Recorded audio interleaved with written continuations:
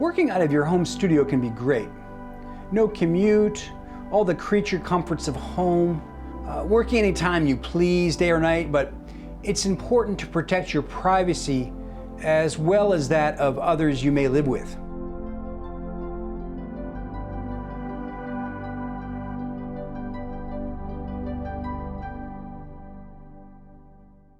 So beware of the unannounced drop-by. The client swinging by just to say hi or try to impress a friend with the studio they record at. The enthusiasm is great.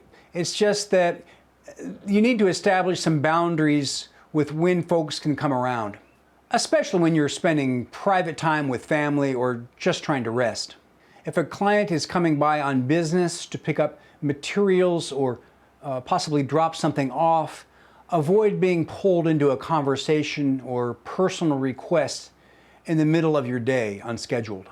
If they want to have a chat or plan something with you, they should simply call or make an appointment to meet with you. You might say something like, "Hey bro, it's nice you dropped by, but maybe give me a quick heads up next time. I'm kind of in the middle of something right now. Thanks for thinking of me though."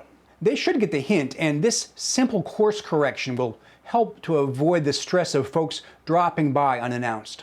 Again, protect your valuable time, even when you're not working. One suggestion I have is, if possible, build an in-out box somewhere on your property, well away from your private living area.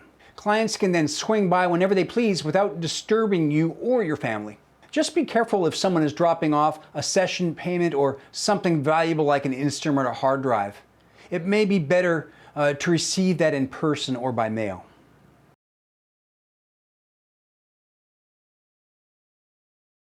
One of the things I like to do is get into the zone before the client is even walking in the door. I used to try to time it so I walked in just a few minutes before the client was there, but as I'm getting older, I'm realizing I like to avoid stress. So I'll get to the gig early. It's in my home, so that makes it really easy, but I'll walk into the studio 45 minutes to an hour early just to open the room up, turn off the alarm, get the lights like I like them, maybe turn on some AC to get it, so it's not uncomfortable, and get the room cooled down and comfortable. I'll burn a little candle or some aromatherapy to make the room smell nice. Turn on the computer, making sure there's no problems with the computer, because it seems like there always are, right? Put up the mics that you're going to use, check them in the headphones, speak into the mic and make sure it's running, patch through your compressor or your preamp or whatever. Coming back into the headphones clearly, make sure you've got a little reverb you can add if the customer is asking for some reverb. You're not searching around for that. Basically just make sure everything is copacetic and sounding good. And that way when they walk in, you're ready to get creative. You can chat for a second and then boom, you're in recording studio mode. That's part of it, making sure the technical part of it is good, but also check the creature comforts in the room. They're not just paying for the microphone, they're paying for the studio by the hour. So make sure the studio looks nice. Check your bathroom. I can't stress this enough. Make sure that the sink is clean. There's not toothpaste all over the mirror. The toilet, take a second to scrub the toilet if necessary. Make sure there's plenty of TP. Make the bathroom a nice place to go. And especially for the ladies, they're really going to appreciate a clean bathroom. I can't stress this enough that, how your bathroom looks at home is up to you, but when you've got professionals coming over and paying you, they want a clean restroom. Another thing, if you've got a kitchen or a break room or something like that, a common area, brew a fresh pot of coffee, a big pot of coffee, and get the good stuff. Maybe boil a pot of water. Make sure you've got water and a way to boil it for people that don't like coffee. They might prefer tea or no caffeine. So have some tea handy.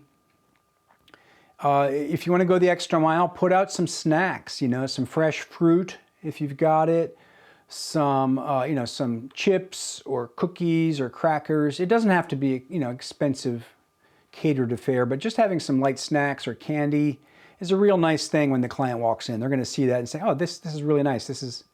This guy's really cares about my comfort and he wants me to be here. He's taken the time to put out this for me. So those little things go a long way, you know. Plus, it gives you a good opportunity to grab a snack. If you're working a long session and you're done, you can go over and grab a cookie or something or a piece of fruit to keep you going.